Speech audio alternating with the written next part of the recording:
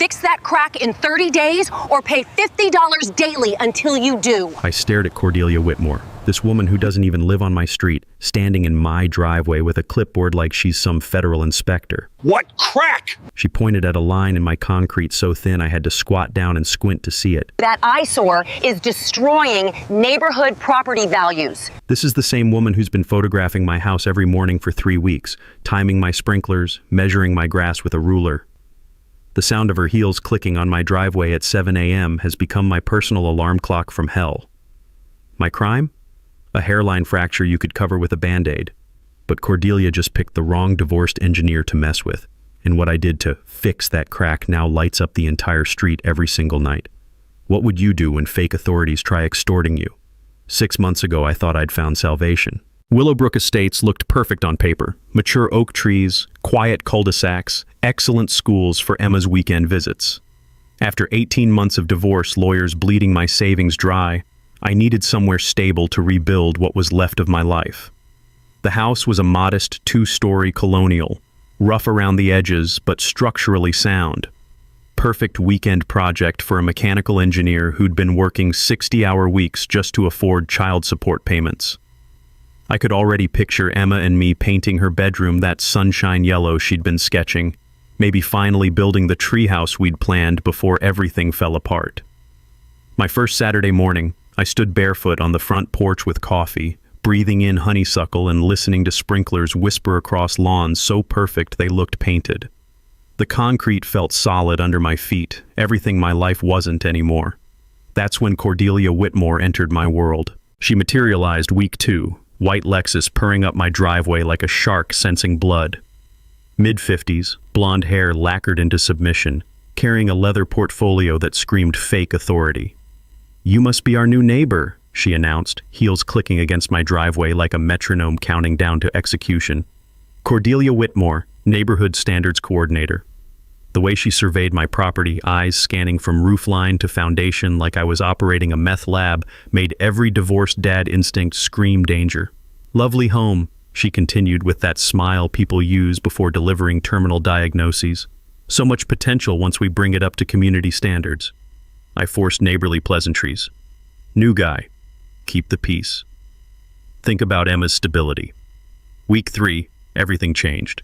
Loading my truck for another soul-crushing day at the office, I spotted Cordelia crouched beside my walkway with measuring tape and clipboard, photographing something like she was documenting war crimes. Her perfume, expensive and suffocating, hit me before I'd gotten within 10 feet. "Morning, Cordelia. Conducting a survey?" She looked up with predatory satisfaction. "Documenting a Section 12.4 violation, Jake. This sidewalk damage requires immediate professional attention." I followed her pointing finger to a hairline crack in my concrete, maybe 6 inches long and thin as dental floss. The rough texture where tree roots had shifted earth beneath posed zero safety risk. I'd walked over it hundreds of times without noticing. "This crack threatens neighborhood property values," she explained, scribbling notes. "HOA covenant mandates professional repair. We maintain standards here." The formal violation notice arrived Monday, taped to my door like a court summons. 30 days to comply or face $50 daily fines, escalating. That afternoon, desperate for sanity, I found neighbor Bob in his garage, the smell of sawdust and motor oil mixing with his frustrated sighs as he sanded cabinet doors. "She's gotten 3 families to move," Bob said over beer, pausing his work. "Constant citations, escalating fines. They gave up rather than fight." "But she's not actually on the HOA board?" "Board president's some old guy who lives in Florida half the year. Cordelia just assumed enforcement powers. Most people are too tired to challenge her." Maria appeared across the street and Bob waved her over. Her face darkened hearing my situation. "She fined me $75 because my kids drew hopscotch on our driveway," Maria whispered, glancing around nervously. "Called it visual blight affecting community aesthetics." That night, after Emma's call about her school play, another event I'd missed due to mandatory overtime, I attacked our HOA covenant. 23 pages of legal quicksand, but I'm an engineer. I solve problems methodically. And buried in section 15.7, I found something that made me smile for the first time in weeks. Something that was about to turn Cordelia's perfect little dictatorship upside down.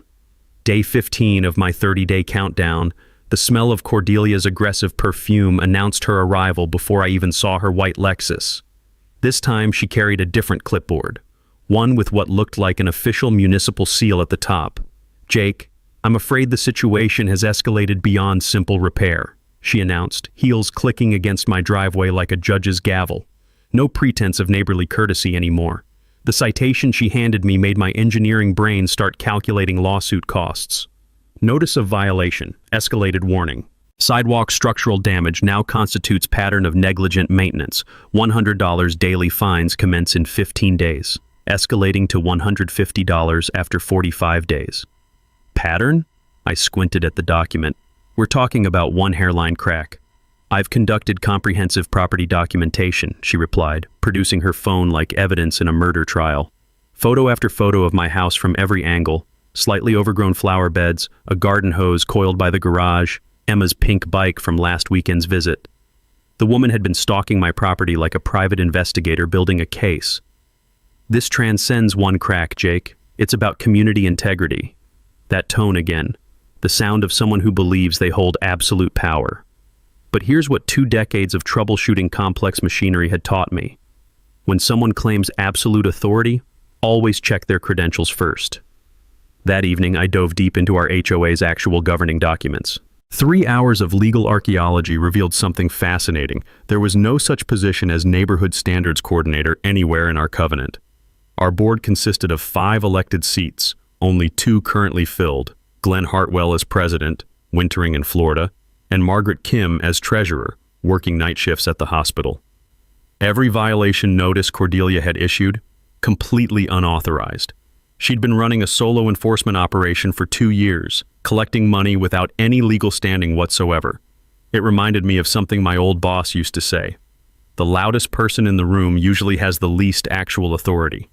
The next morning I called Big Jim's Concrete after seeing his truck around the neighborhood. "Oh yeah, your crazy neighbor," Jim chuckled when I described the situation. "She dragged me out there 3 weeks ago demanding a quote for full sidewalk replacement. $2,400 for a crack I could fix with $15 of filler compound. She insisted on full replacement. Said it was HOA requirements. I've been pouring concrete since before she was born, and that crack's purely cosmetic. Hell, I've seen worse damage on courthouse steps." Something clicked in my engineering brain. "What about decorative repair options? You mean colored fillers? Sure, they make everything now.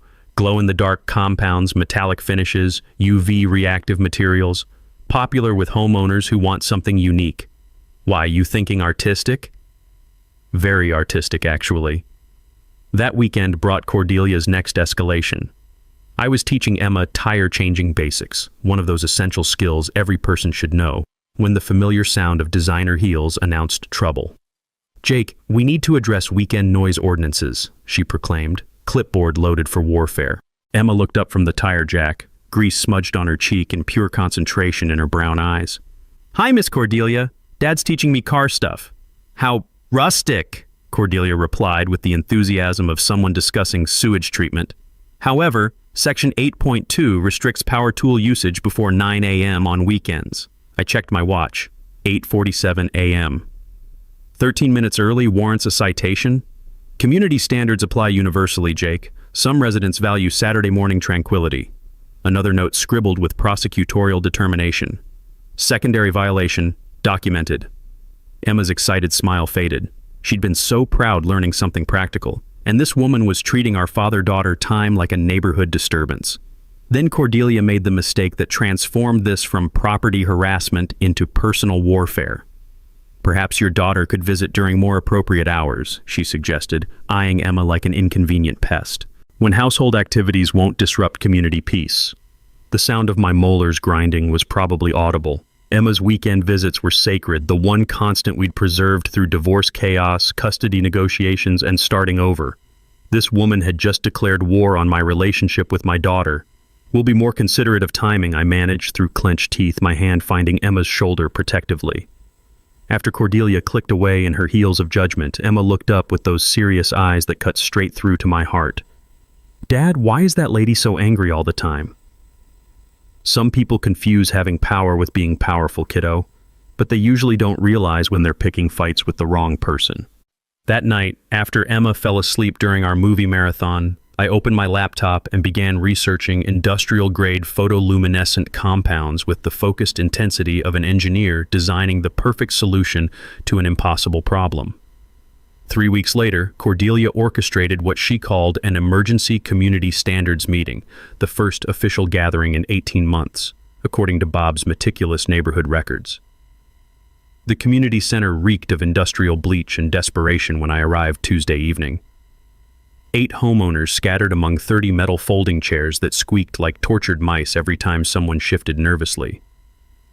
Cordelia commanded the front of the room with a projector setup that would have impressed Fortune 500 executives, clicking through slides titled "Property Value Crisis, Immediate Action Required." The woman had clearly missed her calling as a corporate fearmonger. Community-wide home values have declined 2% in 6 months, she announced, laser pointer dancing across fabricated charts with the confidence of someone who'd never fact-checked her own statistics. Slide 4 featured my sidewalk crack, photographed with macro lens precision and enlarged until it resembled the Grand Canyon carved into concrete. Red arrows pointed at the structural failure threatening our entire subdivision's economic stability. I'd seen this psychological warfare in corporate boardrooms, overwhelm people with impressive-looking data until they stop questioning whether any of it makes sense. But 20 years of troubleshooting had taught me that the fanciest presentations usually hide the biggest lies. Maria nudged my elbow and whispered, "She's been documenting everyone's properties for weeks. Mrs. Patterson's bird feeder got its own dedicated slide."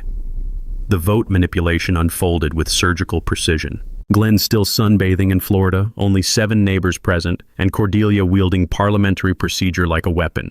Within 20 minutes, she'd maneuvered herself into the fabricated position of acting standards enforcement officer with emergency powers. "Protecting our community requires decisive leadership," she declared, distributing official-looking penalty schedules. "Current fines lack sufficient deterrent effect." The new structure made my jaw clench.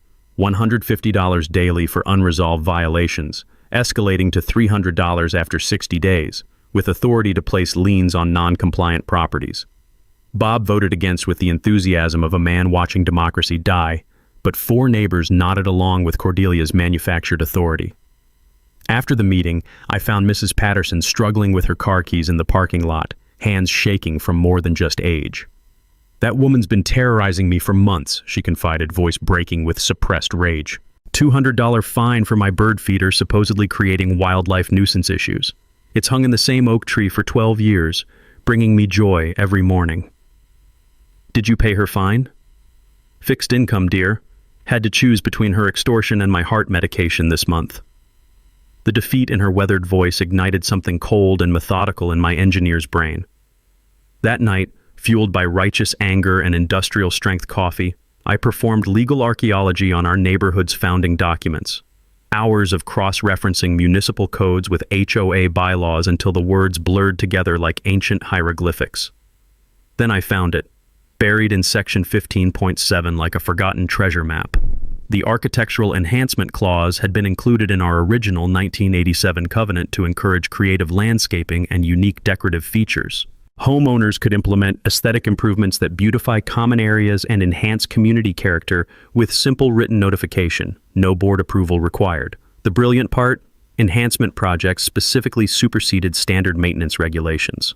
My crack repair could be reclassified from mandatory compliance to voluntary beautification, completely removing it from Cordelia's jurisdiction. It was like discovering I'd been playing chess while she was stuck playing checkers. But Cordelia wasn't finished escalating. The next morning, I discovered her crouched beside my driveway at dawn, measuring something with obsessive precision that would have impressed a crime scene investigator. "Jake, we need to address your refuse container positioning," she announced, consulting a 3-ring binder thick enough to stop bullets. "My what now?" "Trash bins must be removed from street visibility within 4 hours of collection completion." She gestured at my garbage cans like they were radioactive waste. "These have been visible for 6 hours and 17 minutes. The sheer insanity of the moment hit me. This woman was now regulating how quickly I moved empty trash cans. But instead of rage, I felt the serene calm that comes when you realize your opponent has just handed you complete victory. "I'll move them immediately," I said with exaggerated compliance. "Formal citation this time. she replied, scribbling with the dedication of someone documenting historical atrocities. Future violations incur standard penalties. As her heels clicked away like a metronome counting down to her own defeat, Bob appeared from his garage with coffee and the expression of someone watching his neighborhood's soul die. She cited Ashley yesterday for her kids using non-regulation sidewalk chalk colors, he muttered. Apparently neon pink violates our community aesthetic standards. That afternoon, grinning like a man who'd just discovered buried treasure, I ordered $47 of industrial photoluminescent epoxy, the same compound used in emergency aircraft runway lighting. Delivery estimate, 3 days to prepare the most spectacular architectural enhancement our subdivision had ever witnessed. Thursday's surprise made my coffee taste like battery acid. Taped to my door like a death warrant was an emergency compliance order, blazing with official-looking seals and threatening language that would terrify most homeowners into immediate submission. Final notice. Property owner has 10 days to complete mandated repairs or face immediate legal action, including property liens and foreclosure proceedings. But 20 years of reading technical specifications had trained my eye for details. Real municipal documents don't use Comic Sans font for legal seals, and the contact number traced directly to Cordelia's personal cell phone. She was counterfeiting government authority with the same creativity she applied to neighborhood terrorism. A quick call to city planning confirmed my suspicions. No emergency orders existed, no pending liens, zero municipal backing for her threats. Cordelia had been manufacturing legal documents like a suburban dictator issuing fake proclamations from her white Lexus throne. Her next escalation crossed every line I thought existed. Friday morning, loading Emma's overnight bag for her weekend visit, I heard those familiar designer heels clicking against concrete like a countdown timer to catastrophe. "Jake, we need to address your custody arrangement's impact on community standards," Cordelia announced, smartphone ready to document whatever fresh violation she'd invented. The smell of her aggressive perfume mixed with my rising blood pressure. My what now? Section 9.4 governs repetitive weekend disturbances from irregular household occupancy. She'd apparently memorized her entire fictional rulebook. Your daughter's visits consistently generate elevated noise, bicycle operation, outdoor recreation, children's vocalizations. My grip tightened on Emma's bag until my knuckles went white.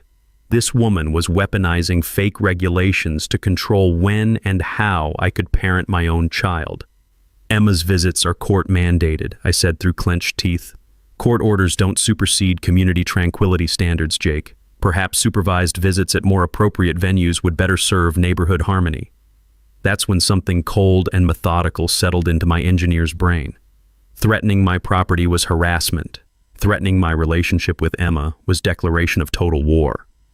That evening, Maria forwarded screenshots that made my hands shake with rage. Cordelia had created a private Facebook group called Willowbrook Standards Documentation, where she'd been sharing surveillance photos of neighborhood families like we were wanted criminals. My house featured prominently time-stamped images of Emma's bike, my morning routine, even the precise angle of my truck in the driveway. The captions read like police reports. Subject exhibits non-compliant behavioral patterns. Child presence indicates household instability. Property modifications suggest resistance mindset. She'd been conducting systematic espionage against families guilty of nothing more than existing in her perfect suburban vision. But the revelation that changed everything came when I cross-referenced her citation patterns with county property records. Every targeted household fell below neighborhood median value. Mrs. Patterson's modest cottage, Ashley's starter home, my divorce recovery colonial, we weren't random violations. Cordelia was conducting economic cleansing disguised as community improvement, systematically terrorizing families who couldn't afford homes in her social stratosphere. The realization hit me like a blueprint finally coming into focus. This wasn't about standards at all. It was about class warfare with clipboards and fake authority. My photoluminescent epoxy arrived Friday in packaging so ordinary you'd never guess it contained neighborhood revolution. The technical specifications read like engineering poetry. Strontium illuminate crystals provide 12+ hour luminescence after UV activation. Permanent concrete adhesion. Weather-resistant formula exceeds all municipal building codes. I'd learned something valuable during my corporate days. Always document everything before taking action. Our HOA's architectural enhancement clause required written notification, not permission, so I drafted a formal letter with the precision of someone preparing legal armor. Per Section 15(7), notification of planned architectural enhancement, decorative sidewalk repair using photoluminescent safety compound. Project creates evening pedestrian lighting while addressing maintenance concerns. Installation scheduled pending weather conditions. Hand-delivered copies went to Glenn Hartwell's Snowbird mailbox and Margaret Kim's night shift schedule, with backup documentation filed at City Planning. Everything legal, documented, and completely bulletproof against Cordelia's manufactured authority. Saturday morning, the garage filled with the sharp chemical smell of possibility as I mixed epoxy components. Emma watched with scientific fascination, like witnessing magic being prepared in real time. "It's really going to glow, Dad?" she asked, stirring the luminescent compound with a wooden stick. "Like captured lightning, kiddo. Bright enough to see from space." Through the garage window, Cordelia's white Lexus idled across the street, engine running while she pressed her phone to her ear with the urgency of someone calling in airstrikes.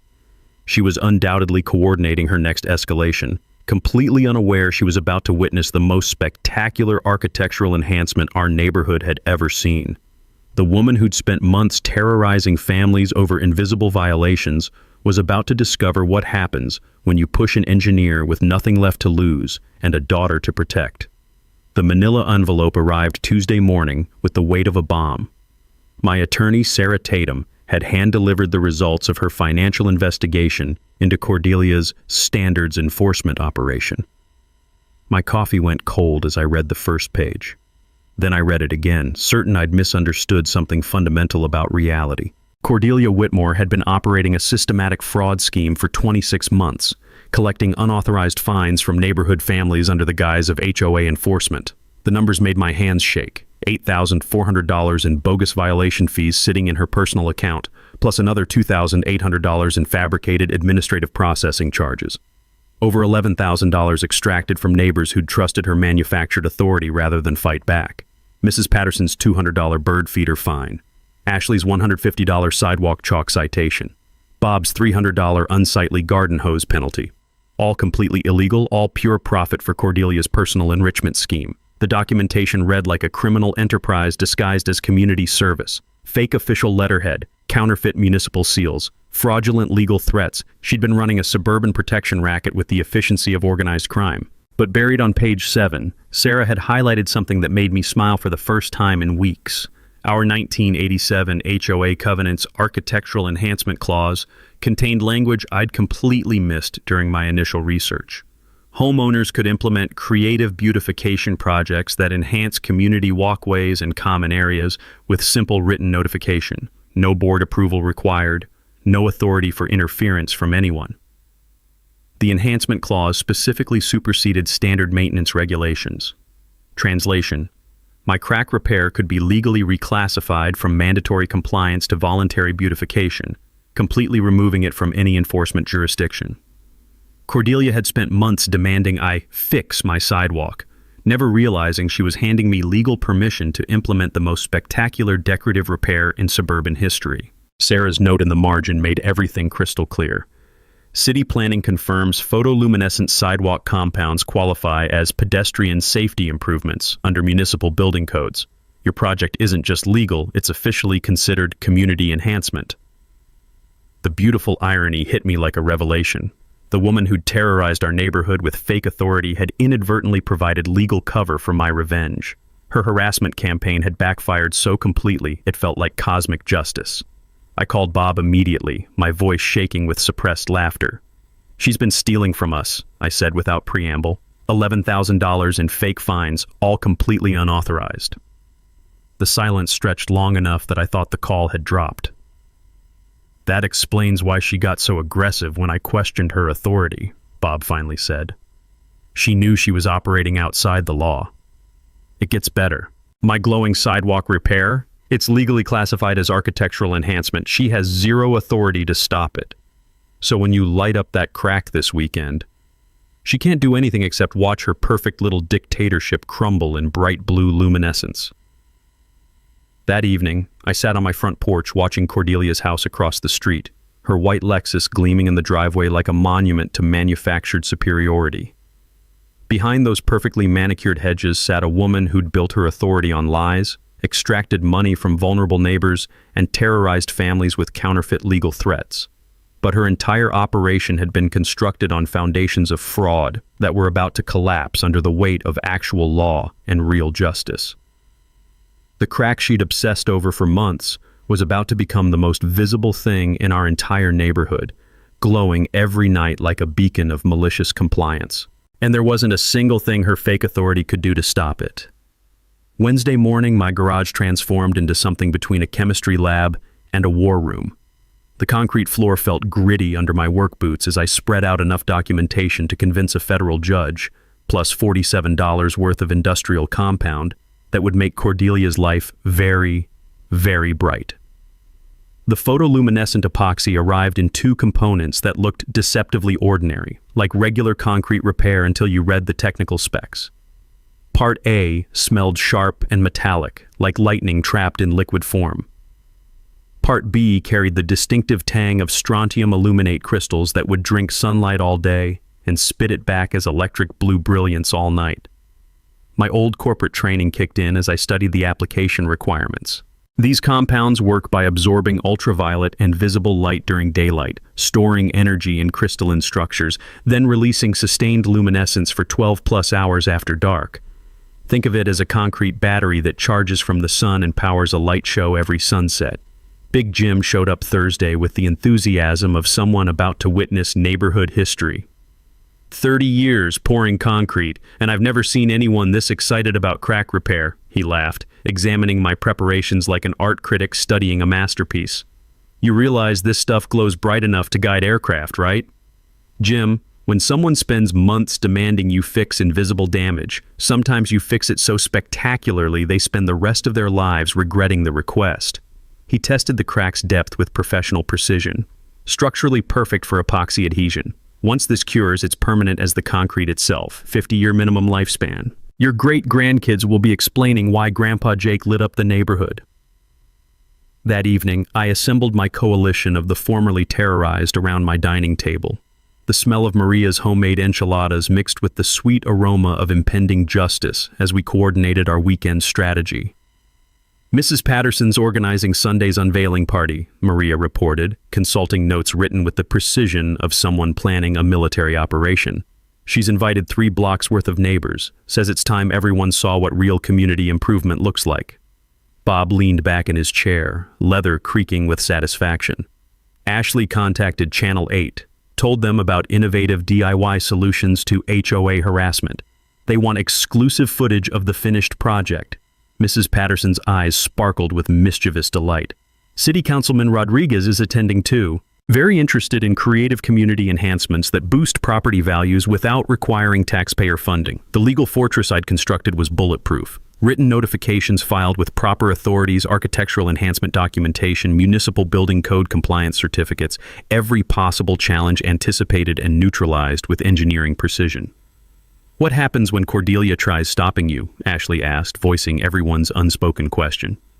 Let her try, I replied, spreading legal paperwork like battle plans. Every interference attempt just adds to Sarah's fraud case. State investigators are already reviewing her fake fine collection scheme. Saturday dawned with brilliant sunshine that would supercharge my compound for maximum evening impact. Emma arrived early, practically vibrating with excitement about what she dubbed Dad's Revenge Science Project. The application process required surgical precision that would have impressed an aerospace engineer.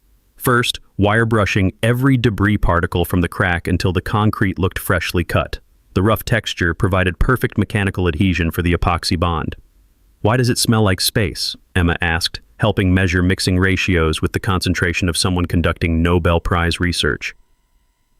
Because we're creating something that's never existed in suburban America, kiddo. Revolutionary projects always smell a little otherworldly. The chemistry demanded exact proportions, 60% base resin, 40% hardener catalyst, with photoluminescent powder comprising precisely 15% of total volume. Too little glow compound and you get disappointing results. Too much and structural integrity suffers. But get it perfect, and you create luminescent magic that glows like captured aurora. As I stirred the mixture, neighbors materialized with lawn chairs like spectators gathering for a championship game. Bob fired up his grill with the air of someone celebrating victory before the battle ended. Maria set up folding tables, and Mrs. Patterson started brewing sweet tea like she was hosting the social event of the decade. "Jake's about to demonstrate how mechanical engineers handle suburban politics," Bob announced to the growing crowd, his voice carrying 20 years of firefighting authority.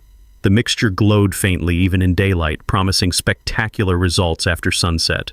Every stroke of application filled the crack with luminescent compound that would transform Cordelia's property value destroyer into the most visible safety feature our neighborhood had ever seen. Through my garage window, Cordelia's white Lexus sat idling across the street while she made increasingly frantic phone calls, desperately searching for authority figures who would stop my perfectly legal architectural enhancement.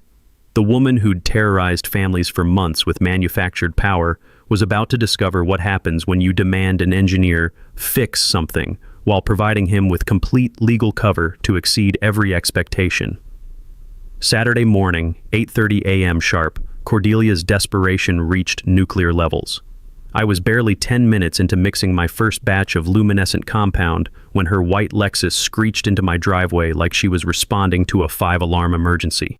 "Stop!" she shrieked, stumbling out in heels and a bathrobe that probably cost more than my monthly mortgage payment. "You cannot proceed with unauthorized construction activities." The smell of her panic mixed with expensive perfume created an almost toxic cloud as she waved her phone like it contained divine authority. "I've contacted the city building department, code enforcement, and the fire marshal," she announced breathlessly. "This illegal project ends immediately." I kept stirring my epoxy with the calm precision of someone who'd already done his homework. "Morning, Cordelia. Beautiful day for home improvement, isn't it? Don't you dare patronize me, Jake Williams. I have official documentation proving this violates 17 different municipal codes." She produced a stack of printed papers that looked impressive until you noticed they were just random internet searches about concrete regulations. That's when City Inspector Martinez arrived in his official vehicle, summoned by Cordelia's morning panic calls.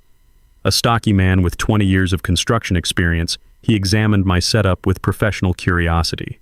"Ma'am, you reported unauthorized construction?" he asked, consulting his clipboard. "He's vandalizing common area sidewalks with industrial chemicals," Cordelia declared, pointing at my mixing station like I was brewing methamphetamines. Inspector Martinez reviewed my architectural enhancement notification. Building permit exemption, decorative repairs under $500 require no permits, and municipal approval for pedestrian safety improvements. "Everything's in perfect order," he announced after 5 minutes of document review. "Photoluminescent concrete compounds are approved materials for walkway safety enhancement. Project complies with all relevant codes." Cordelia's face cycled through 17 shades of red as her emergency intervention collapsed completely. "But the neighborhood standards—" "Ma'am, this is legal repair work on private property using approved materials," Martinez interrupted. "You don't have authority to interfere with legitimate home improvement projects." As his truck pulled away, Cordelia's desperation reached new heights. She immediately called the police, claiming I was destroying community property with hazardous materials. Officer Reynolds arrived 20 minutes later, looking like a man who'd rather be directing traffic than mediating suburban drama.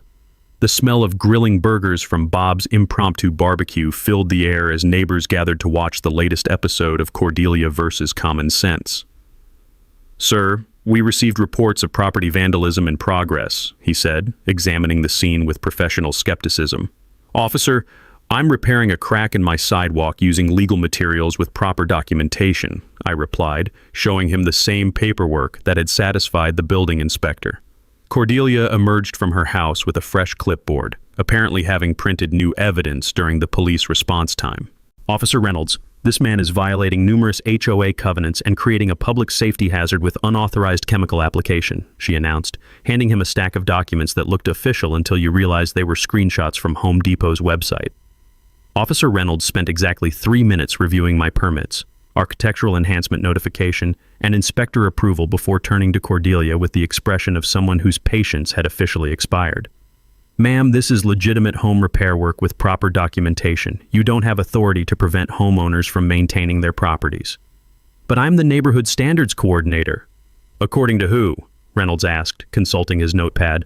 Because we've received multiple complaints about someone impersonating HOA authority and collecting unauthorized fees from residents. The color drained from Cordelia's face faster than water down a storm drain. She'd just admitted to the police that she'd been operating under false authority, confirming every allegation in Sarah's criminal complaint.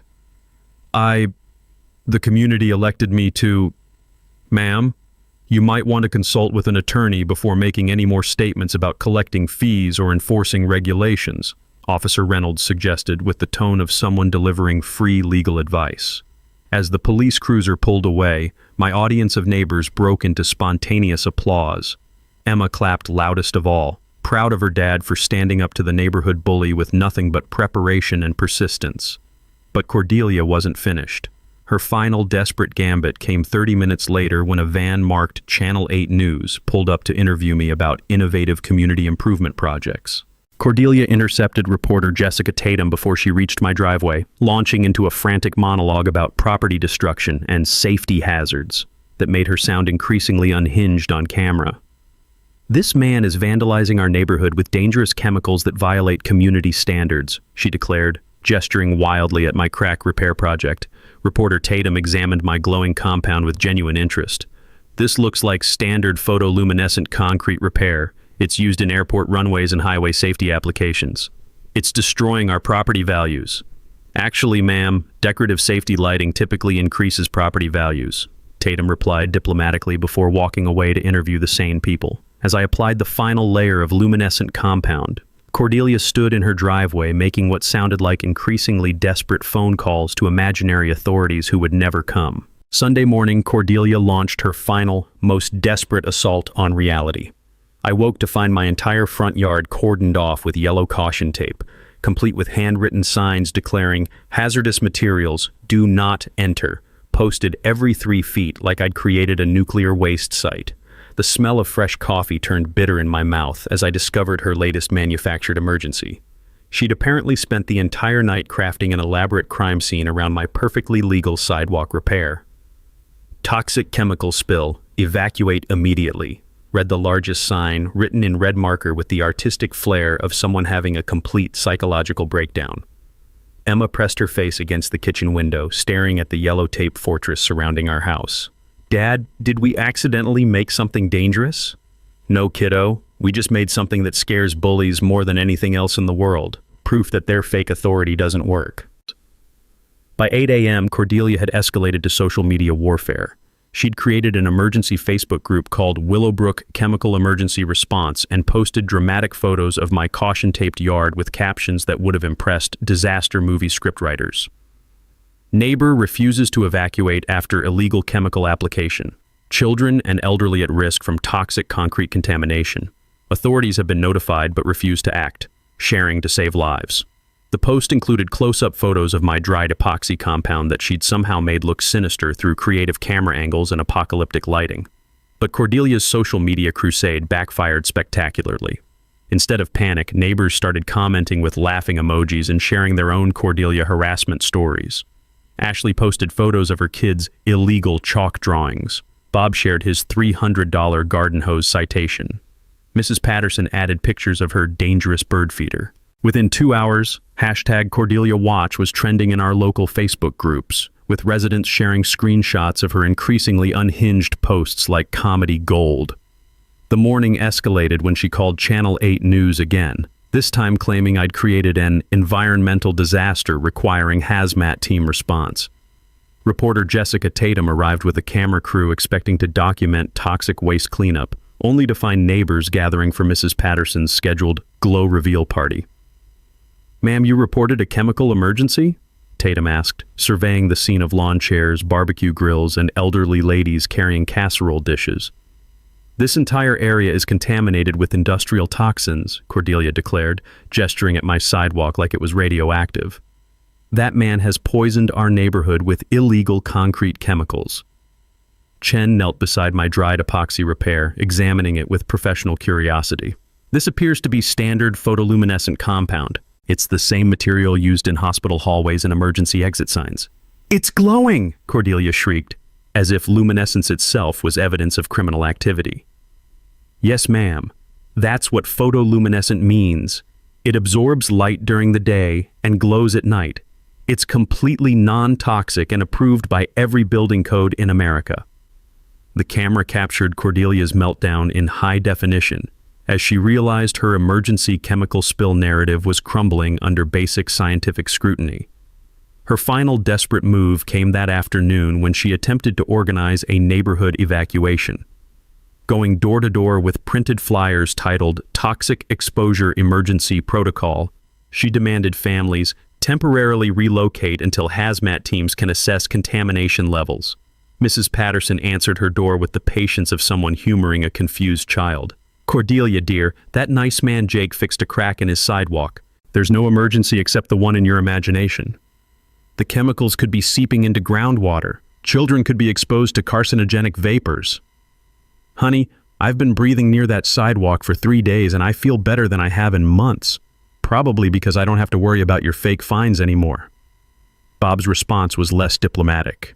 When Cordelia knocked on his door demanding he evacuate, he stepped onto his porch with the authority of someone who'd actually responded to real emergencies. "Lady, I've fought actual chemical fires that could melt your face off. Jake's sidewalk repair wouldn't qualify as a hazard in a kindergarten safety manual. Now get off my property before I call the police about harassment." By evening, as sunset approached and my photoluminescent compound prepared for its grand debut, Cordelia had isolated herself completely. Every neighbor she'd tried recruiting had either laughed at her manufactured emergency or shared their own stories of her harassment campaign. The woman who'd spent months terrorizing families with fake authority had transformed into the neighborhood's official source of unintentional comedy. Her yellow caution tape and handwritten warning signs had become props in her own public humiliation. As darkness fell and my sidewalk began its luminescent transformation, I could see Cordelia standing at her living room window, phone pressed to her ear, making what sounded like increasingly frantic calls to authorities who would never validate her manufactured crisis. The glow was beginning, and her reign of suburban terror was about to end in the most spectacular fashion imaginable. 7 p.m. sharp, the entire neighborhood gathered in my front yard for what Mrs. Patterson had officially dubbed the Great Glow Reveal Party. The smell of barbecue smoke mixed with anticipation as 43 residents arranged lawn chairs in a semicircle around my sidewalk like it was opening night at the theater. Emma bounced between neighbors with the excitement of someone about to witness her father make history.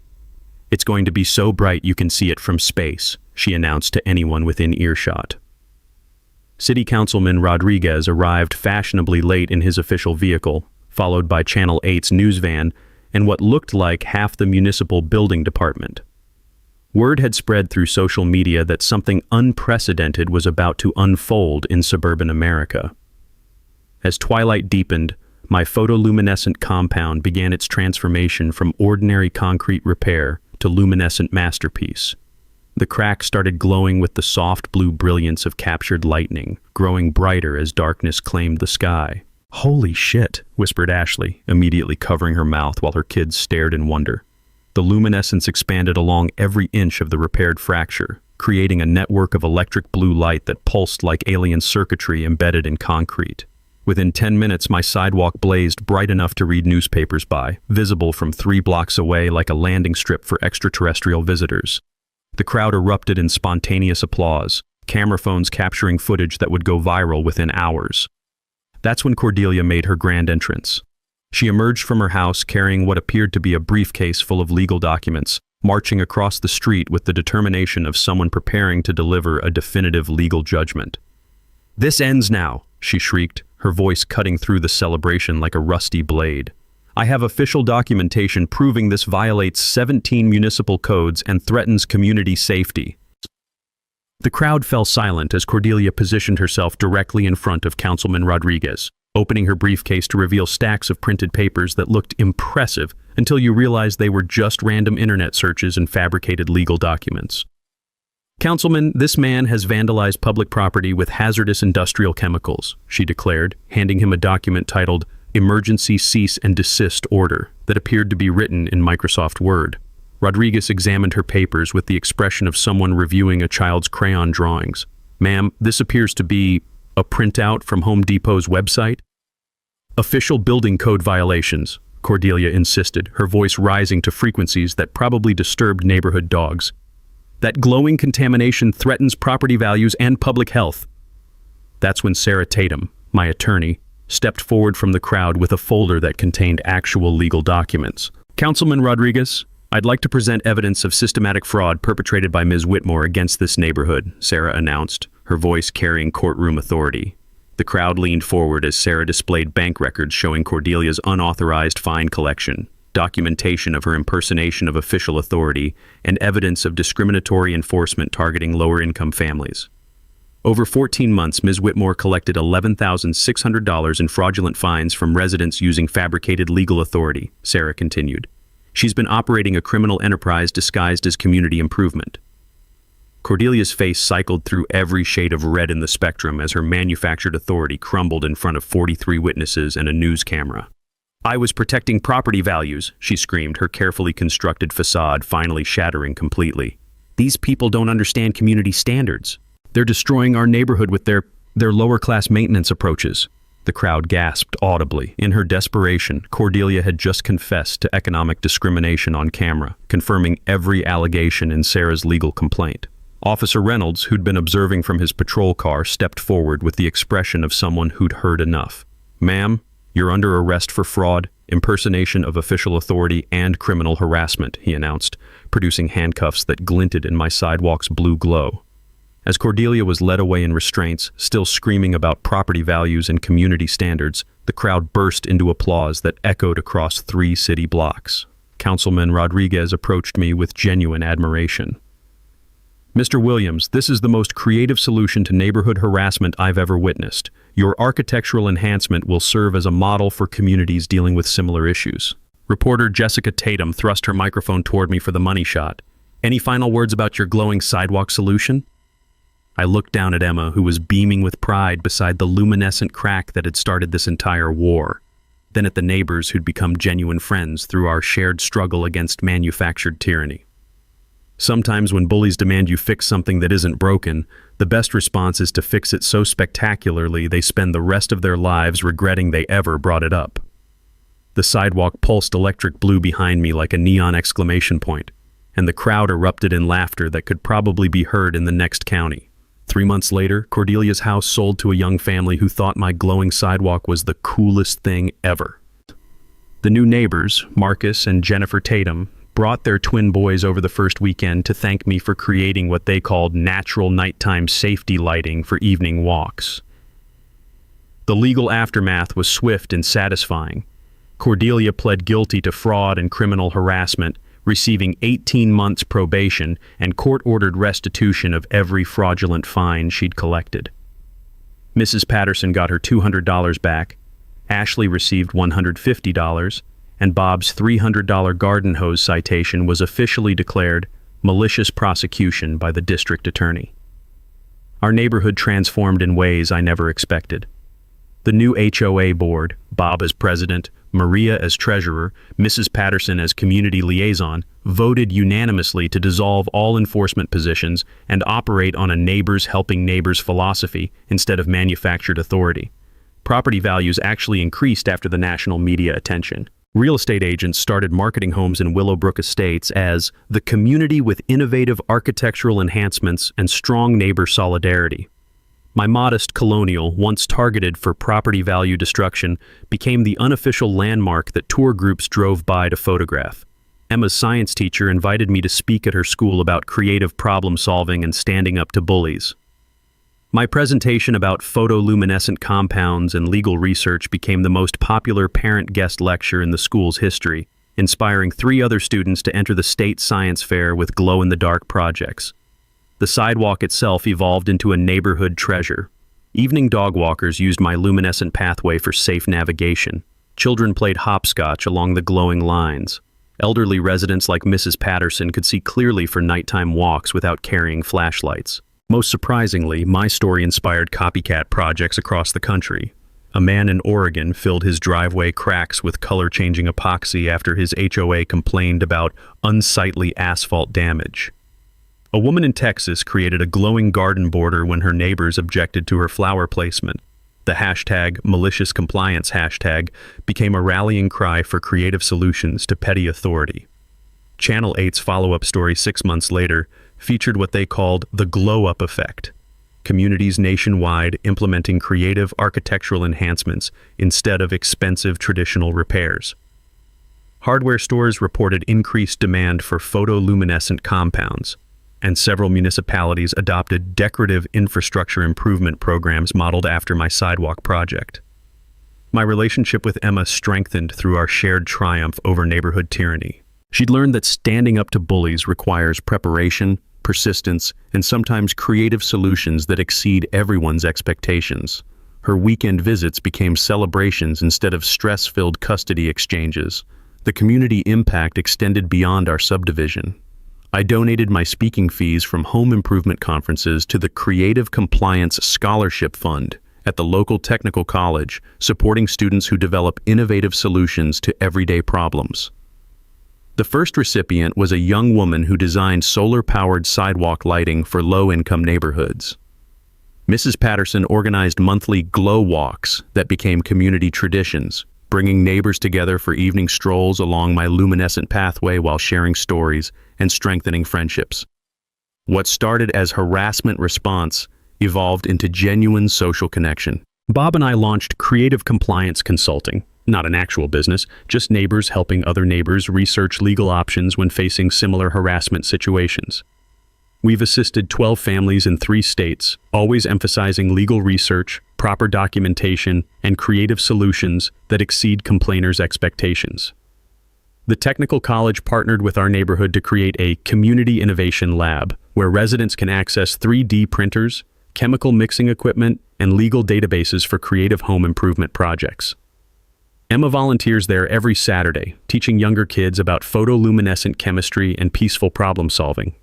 A year later, my sidewalk still glows every night with the brightness of justice served cold and luminescent. Tourists occasionally drive by to see the famous Revenge Sidewalk, but mostly it just provides safe lighting for neighbors walking dogs, kids riding bikes, and elderly residents maintaining their independence. The crack Cordelia obsessed over became a symbol of what happens when manufactured authority meets genuine community spirit, creative problem solving, and legal preparation. It glows as a permanent reminder that sometimes the best way to handle bullies is to give them exactly what they ask for, and exceed their wildest nightmares. Emma and I still walk along that glowing pathway every weekend, planning our next home improvement project and discussing the importance of standing up for what's right, even when it requires lighting up the entire neighborhood to make your point. So the how Jake turned the $47 cans of Epoxy into Cordelia was nightmare. But here what really gets me about this story. Jake didn't just make a crack, exposed the truth about petty tyrants everywhere. Cordelia was protecting property values. She was running a suburban protection racket with fake authority and manufactured fear. What I love is that Jake didn't lose his temper or storm out of meetings. He did his homework. He read the fine print. And when the showdown came, he had the law on his side, while she has nothing but counterfeit documents. The sidewalk still glow every night, a permanent reminder that when bullies demand you fix something, sometimes you fix it so spectacularly that you guys ever asking. Every neighborhood had a Cordelia, measuring garage height, timing check scans like they are documenting crimes. The question is, what will you do when they come for you? Pay their bogus price and hope they disappear? Or channel your inner Jake William and turn their harassment into their nightmare? Drop a comment how you deal with a power-hungry HOA Karen. What did you do? If you enjoy seeing Cordelia get what was coming, he subscribed. Next week, a man who turned his HOA vehicle ban into the most epic driveway display his city ever saw. Remember, sometimes the best revenge is giving bullies exactly what they ask for, just not how they expect.